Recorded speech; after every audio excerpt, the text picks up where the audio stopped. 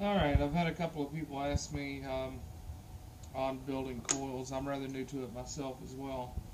I've got an octopus 2-post, which means single coil. For this build, it's going to be roughly about 0.5 ohms, 0.6-ish. I'm going to be using 26 gauge Canthal. I've got a 5/64 bit that I'm going to wrap the Canthal around. Of course, ohm meter, and for this video I'm not going to be using a butane torch to heat the Canthal. We're actually going to use it in the device. So here we go. Let's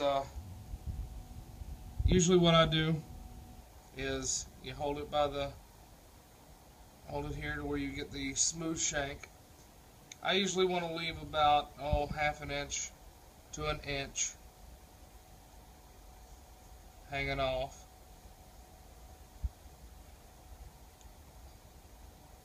And if you hear kids or something in the background, we are on vacation in a cabin, so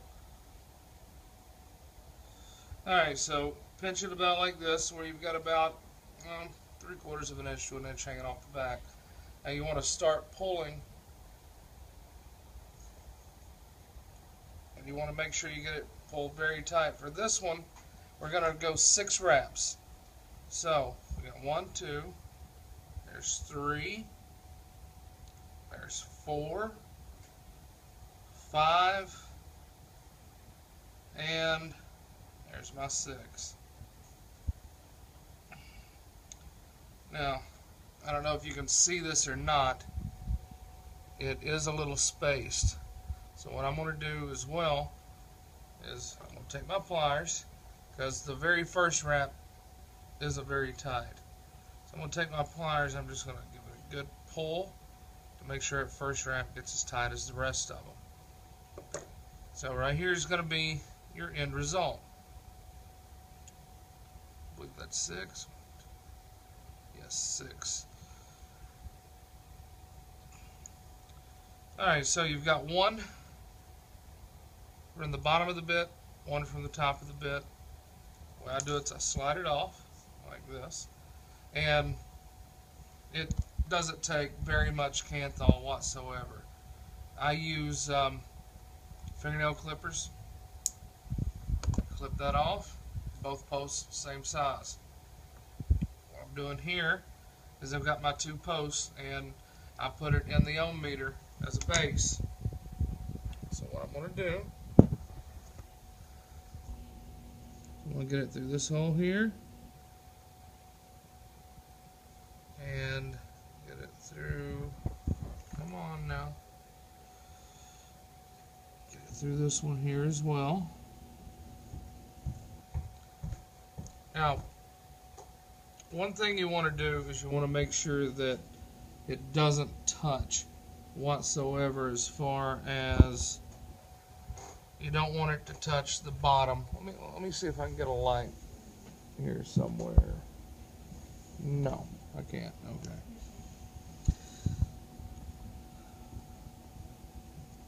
Let's see. So there's an air hole on this one, which I have one drilled in my cap as well. But you want to get it fairly close to the air hole. And what I'm going to do on this is just, I'm going to start tightening it down. Now I do recommend, whenever you go to compress this into a micro coil, I do recommend to go ahead and use the torch before you actually put it in the device to compress that coil. Now, without compressing it into a micro coil, hold on, let's flip these straight up, that way it can't accidentally pop out of the post, because I've noticed on these that these screws do tend to loosen up on you. So let's go ahead and clip these.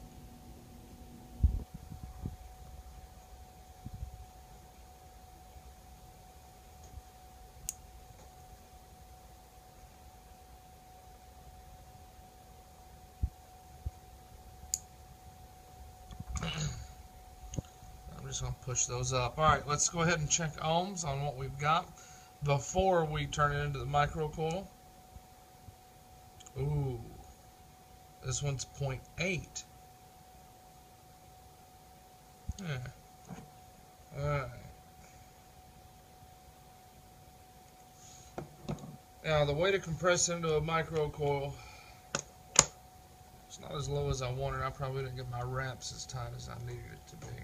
Again, this is still a newbie trying to show other noobs, I guess. Now, the way I do this is I put it in my device. Let me make sure this is, my coil's sitting straight. Alright. And what you want to do is you want to pulse it. So I've got a green Sony 30 amp, and this is black Enzonic clone, and you just want to kind of pulse it. You'll see it kind of smoke a little, and you'll see it start heating.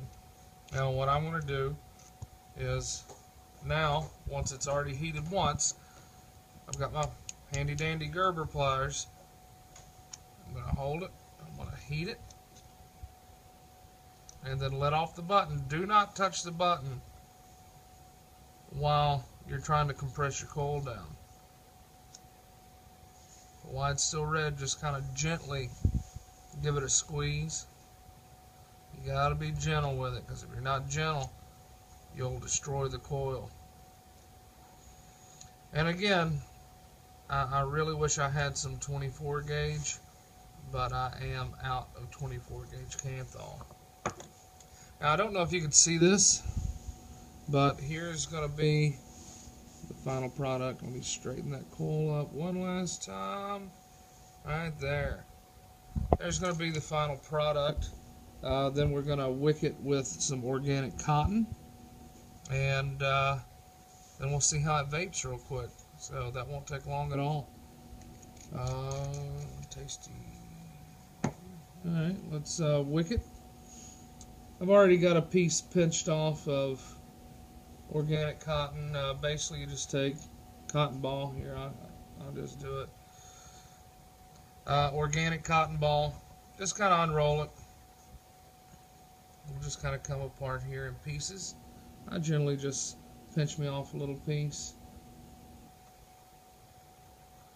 Grab my side cutters here.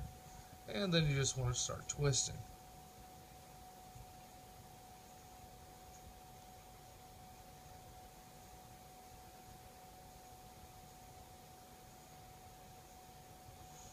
I probably, in all reality, should have used a 3/32 bit instead of the 5/64. I just wanted a little bit smaller coil this time. Now, once you get it started, you want to just pull gently.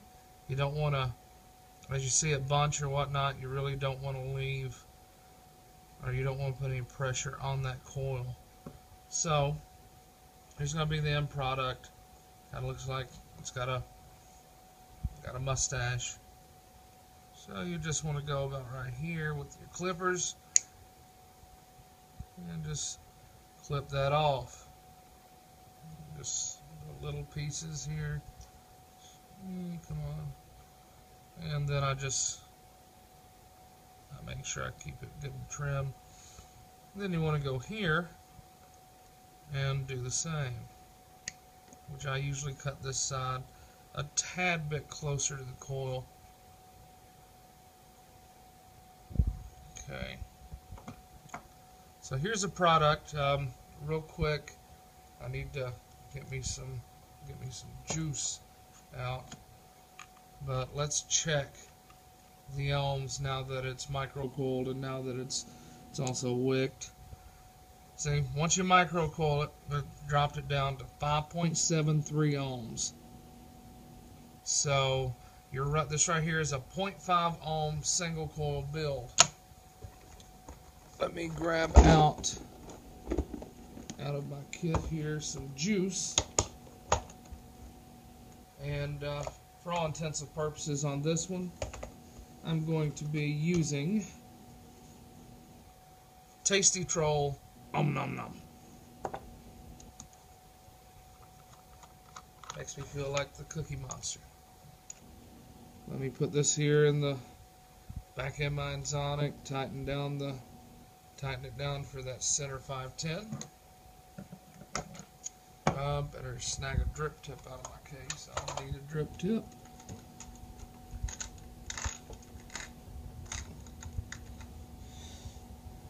My gold drip tip.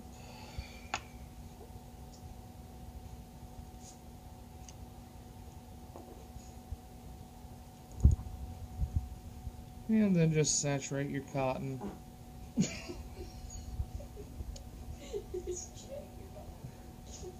Wow.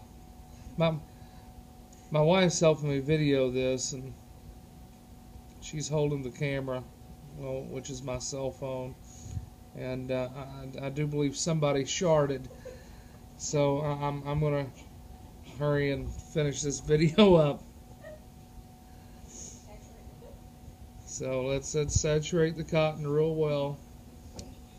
So this is 0.5 ohm. Also, for all safety purposes, if you're going to use sub-ohm, listen, if you're going to use sub-ohm whatsoever, make sure you got a battery that'll handle it. If you don't have a battery that'll handle it, that it's going to end very, very bad.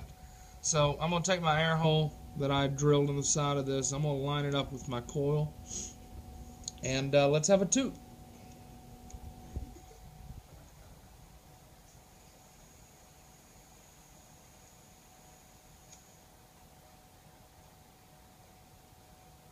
Ceiling fan's on, so it's dissipating it pretty quick.